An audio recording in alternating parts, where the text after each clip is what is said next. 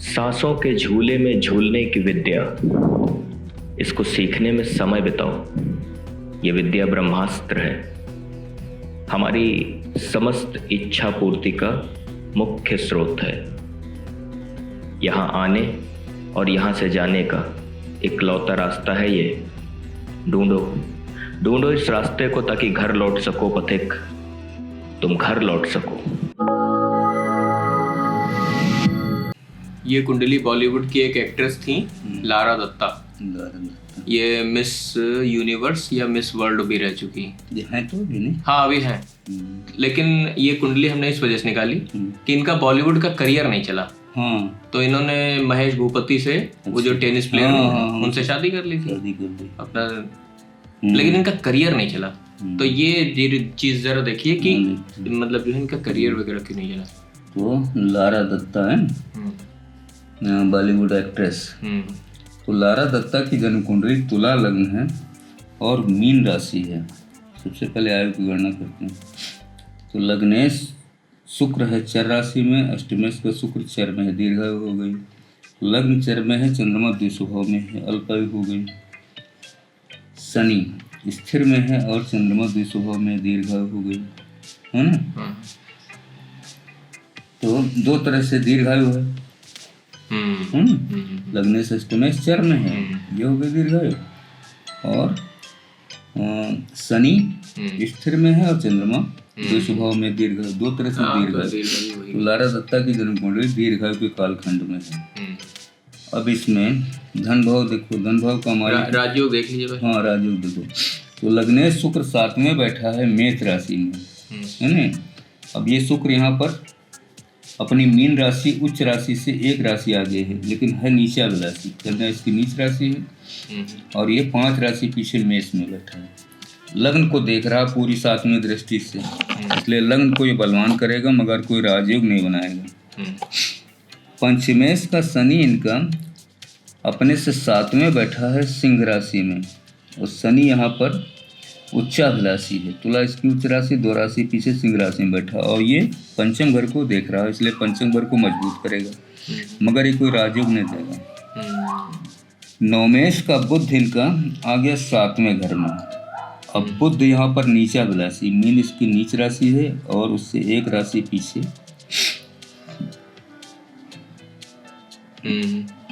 नहीं, मीन जो है नीच राशि, उच्चाभिलाषी है बुध, है ना। ये कन्या इसकी उच्च राशि है, उससे 5 राशि पीछे मेष में बैठा, एक ये राजयोग देगा बुध। नवमेश ये हो गया। और चतुर्थेश का शनि यहाँ कोई राजयोग नहीं देगा। सप्तमेश का मंगल यहाँ नीच का 10वें घर में बैठा, ये भी कोई राजयोग नहीं देगा। और दशमेश का चंद्रमा इनका 12वें घर में, 6ठे घर में आ गया, ये उच्चाभिलाषी है। वृषभ इसकी उच्च राशि है, उससे 2 राशि पीछे मीन में बैठा है, तो ये भी कोई राजयोग नहीं देगा। तो कुल मिलाकर के कौन सा राजयोग मिला है? बुध वाला बना ये। एक राजयोग केवल बुध का मिला। नवमेश जो है बस सप्तम में, है ना। केवल एक ही राजयोग ये इसमें बनता है, बस। और तो कोई राजयोग नहीं।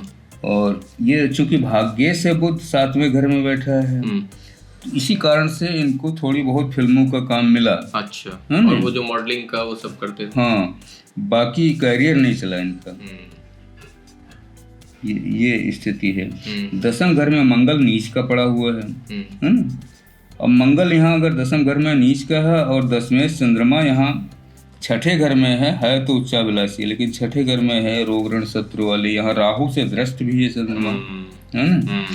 तो इस कारण से इनका जो भी करियर का क्षेत्र है वो बहुत उतार चढ़ाव भरा रहा है, और वो चला भी नहीं करियर। हाँ, करियर तो जो है फिल्मों का करियर तो फ्लॉप ही था एकदम, चाहे मॉडलिंग हो चाहे फिल्मों का। हाँ, सब एक चला नहीं। बस ये केवल वही एक खिताब जीती थी, वो मिस यूनिवर्स या मिस वर्ल्ड वाला। हाँ, बस उसके बाद से कुछ नहीं हुआ। अच्छा, वो उनके धन भाव की देखो स्थिति। धन भाव का मालिक इनका मंगल 10वें घर में पड़ा हुआ, और इसकी 4थी दृष्टि यहाँ पर लग्न पर आ रही। 7वीं दृष्टि गई उच्च की 4थे घर पे, 8वीं दृष्टि पंचम घर पे आ गई। तो अब यहाँ दशम घर में नीच का पड़ा हुआ, इसलिए इनको कर्म क्षेत्र से तो ज़्यादा धन नहीं मिला, है नहीं। और ये पैतृक रूप से भी कोई बहुत ज़्यादा धनवान परिवार की नहीं है। हाँ, हमको लगता है इनके पिताजी जो है हाँ वो गवर्नमेंट जॉब में थे। हाँ। अब वो आर्मी में थे, कहाँ? पता नहीं डिफेंस में थे या कहीं थे। हाँ, तो बहुत लेकिन वो- ज़्यादा हाँ, गवर्नमेंट ऑफिसर थे। बहुत अधिक धनवान की स्थिति इनकी पैतृक रूप से नहीं। पति भाव देखो, पति भाव का मालिक इनका मंगल चौथे घर में बैठा है ना, नीच का पड़ा हुआ है। और 7, 8, 9, 10 बाकी किसी ग्रह की कोई दृष्टि नहीं है।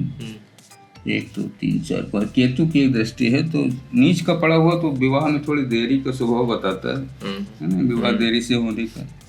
बाकी ठीक है, पति भाव भी ठीक ठाक है।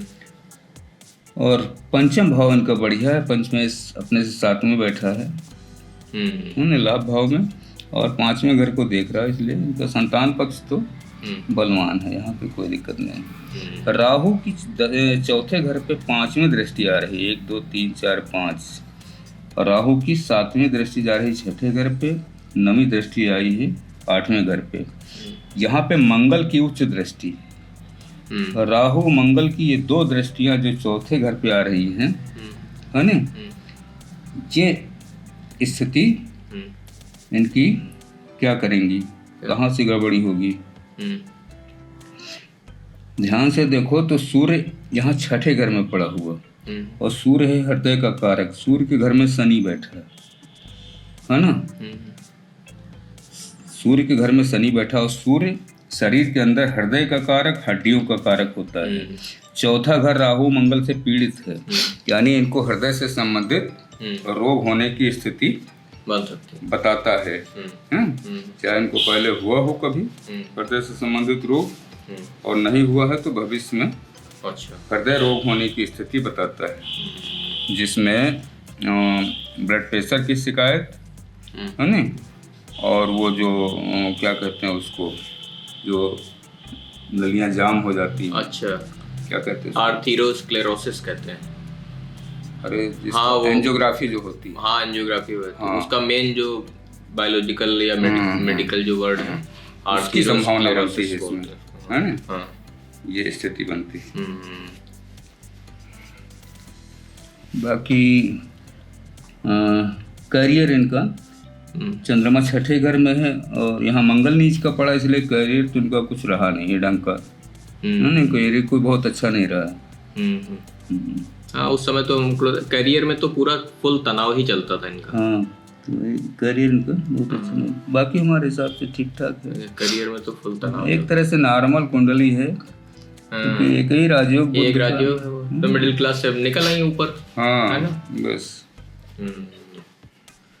चलिए, अच्छा एक चीज बताइए, एक शब्द बहुत प्रचलित होता है समाज में, तुरीयावस्था, तुरीय कहते हैं, तुरीयावस्था, है ना, इसकी बड़ी चर्चा है। और हम देखते हैं कि समाज में वो लोग तुरीयावस्था की चर्चा करते हैं जो किताबों में पढ़ते हैं, किताब में पढ़ के और बढ़िया तुरीयावस्था के बारे में खूब ज्ञान जो है वो समाज में चल रहा है। तो ये बताइए जरा, तुरीयावस्था क्या है, कम से कम 4 आदमी सुने, उनको पता तो चले कि ये क्या चीज है। दरअसल जब किसी पूर्ण संत से ज्ञान लेकर के साधक ध्यान करता है ना, तो ध्यान में घटित क्या क्या होता है कि जब वो ध्यान लगाता है और काफी उसका अभ्यास हो जाता है कई सालों का, तो वो उसकी आत्मा शरीर से सिमट करके, है ना, आ जाती है मन में। अच्छा। और मन पूरा सिमट जाता है ना, तो वो आ जाता है प्राण में, है ना। अब सारी कहानी प्राण से ही शुरू होती है ना, इसीलिए सब पूर्ण संतों ने प्राण की बड़ी व्याख्या की है कि इसमें 3 नाड़ियां, गिड़ा, पिंगला, सुषुम्ना, जो श्वास चलती है ना, इसमें जो मध्य नाड़ी है सुषुम्ना, उस पे प्राण नामक तत्व चलता है, जो परमात्मा से इस हृदय तक, जो हृदय में आत्मा है, यहाँ तक वो संबंध जोड़ के रखता है ना। ये एक मार्ग है, सुषुम्ना मार्ग इसको कहते हैं, है ना, और ये सूक्ष्म कहते हैं इसको। तो अब इसी में अवस्थाओं की बात आती है ना। एक तो ये स्थूल अवस्था है, फिर सूक्ष्म अवस्था आई मन की, फिर प्राण की अवस्था आई, है ना। अब प्राण के बाद जब ज्ञान में कोष की बात आती है, अच्छा, हाँ, कि विवेक जागृत होता है ना। तो वो अब इसको कई संतों ने इस तरह से बताया है कि ब्रह्म का जो लोक है या जो ब्रह्म है ना, परात्पर शिव जिनको कहते हैं, है ना, 8वें द्वार पर स्थित हैं वो इस ब्रह्मांड के। अच्छा, उस 8वें द्वार के वो स्वामी हैं, यानी 8वें लोक के स्वामी हैं, ब्रह्म लोक के। उससे नीचे सारे लोक हैं, ब्रह्मा जी का, विष्णु जी का और शंकर जी का, है ना। भगवान ब्रह्मा जी का अपना ब्रह्मा जी का लोक, विष्णु जी का वैकुंठ लोक, भगवान शंकर जी का शिवलोक, उससे नीचे स्वर्ग नरक, है ना। उससे नीचे ये धरती, धरती से नीचे 7 पाताल। तो ये जो ब्रह्मलोक है 8वां, इसको 8वां चक्र भी कहते हैं, 8वें चक्र पर अच्छा ब्रह्मलोक है, उसके स्वामी ब्रह्म है। ये तुरीय अवस्था है। अच्छा, यहाँ जाकर के स्थूल शरीर का आभास खत्म हो जाता है नी। सूक्ष्म शरीर उस ब्रह्म नामक तत्व में विलीन हो जाता है। मतलब मन जो है वो मन, हाँ, मन ब्रह्म में विलीन हो जाता है। विलीन हो जाता है। ये जो लोग नो माइंड स्टेट की बात करते हैं, वो ब्रह्म, हाँ, वो ब्रह्म तत्व है। ठीक है। तो मन वहाँ विलीन हो गया। अब मन भी काम खत्म हो गया। ठीक। अब इसके बाद क्या बचा? प्राण, है ना। हाँ, ठीक है। मन के बाद प्राण बचा। प्राण वही हमने बताया कि जब मन वहाँ विलीन हो गया तो आत्मा इस प्राण की सवारी करके, अच्छा, यानी प्राण सुषुम्ना पे नहीं मार्ग से चल करके कहाँ जाती है? पार ब्रह्म के लोग, अच्छा, है ना। वो तुरीयातीत अवस्था होती है, ब्रह्म के पार की अवस्था। हाँ, ब्रह्म के पार की अवस्था, उसीलिए उसका नाम पार ब्रह्म है, परमात्मा कहते हैं। तभी कबीर साहब ने वो लिखा था। हाँ हाँ, अच्छा, हाँ।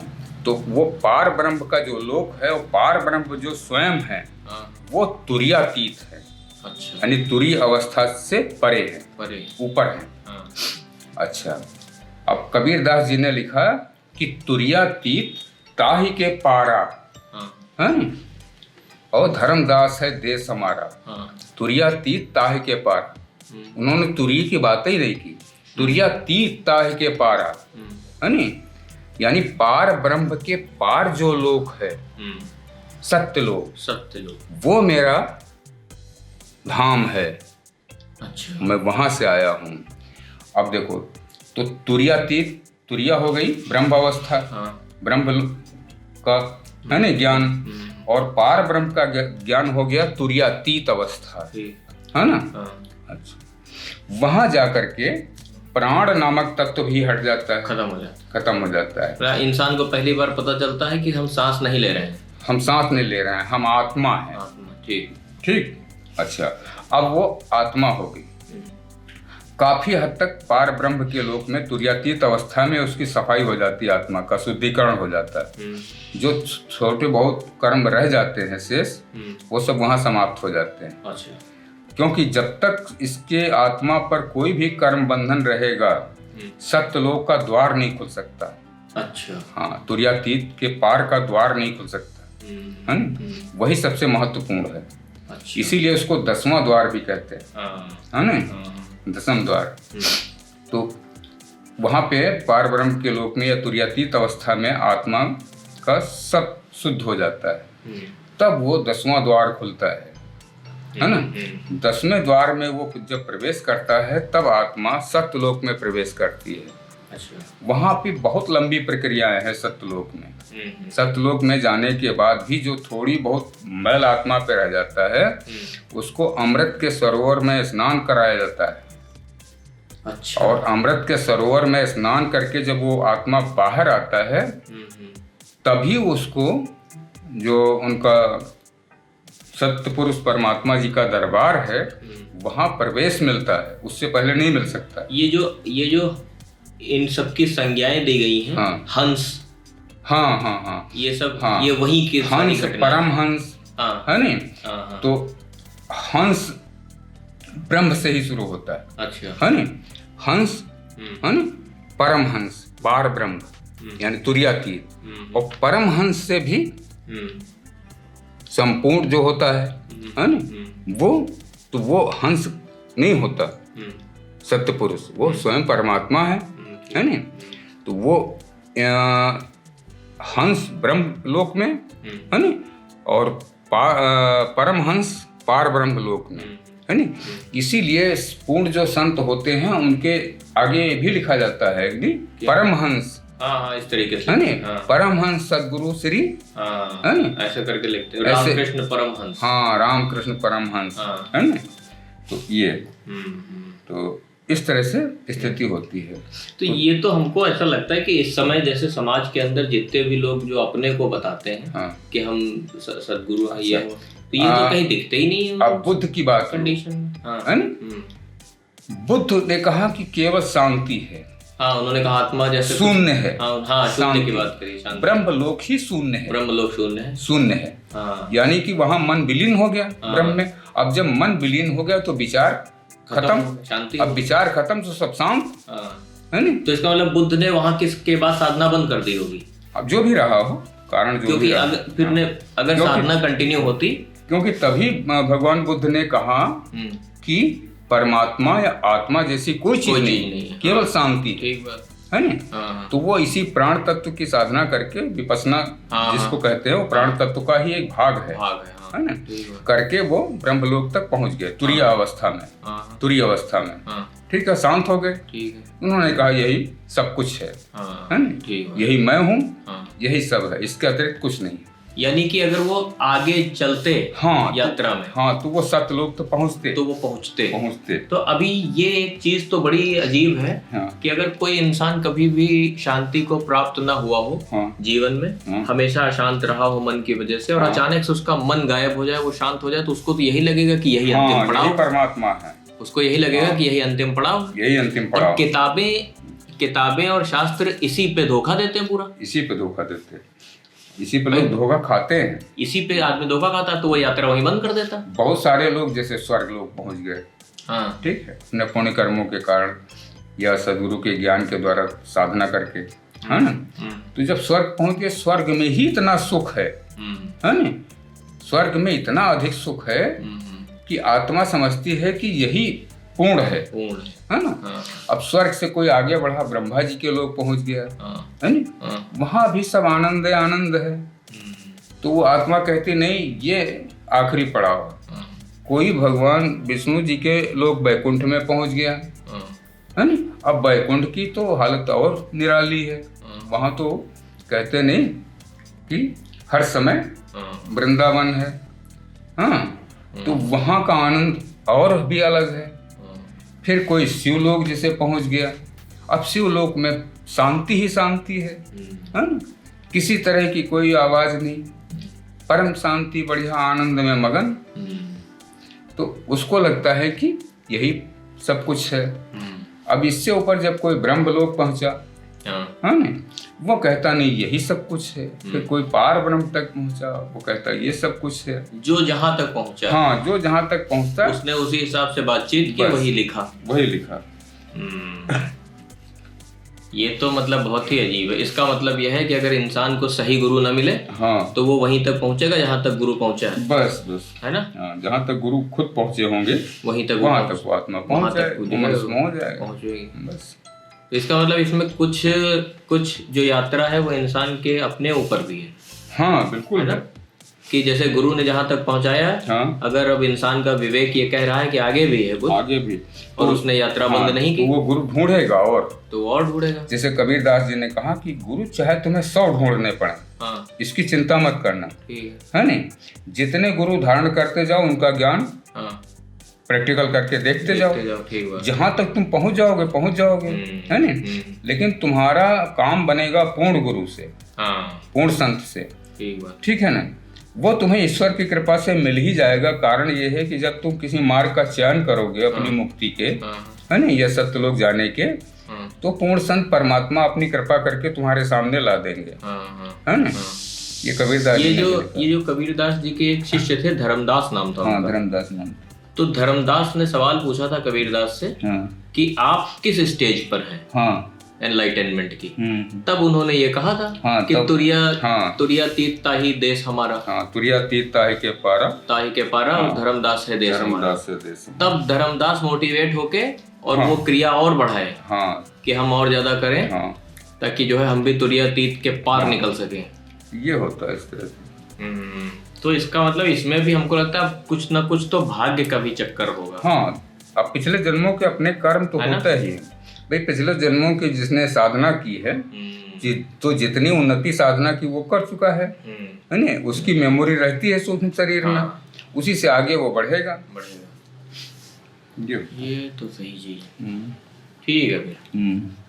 अंतर श्रृंगार की वियोग से संयोग की यात्रा में जो संचारी भाव चलता है वो अनाहत चक्र पर चोट करता है, उसे खोलकर मुक्त कर देता है।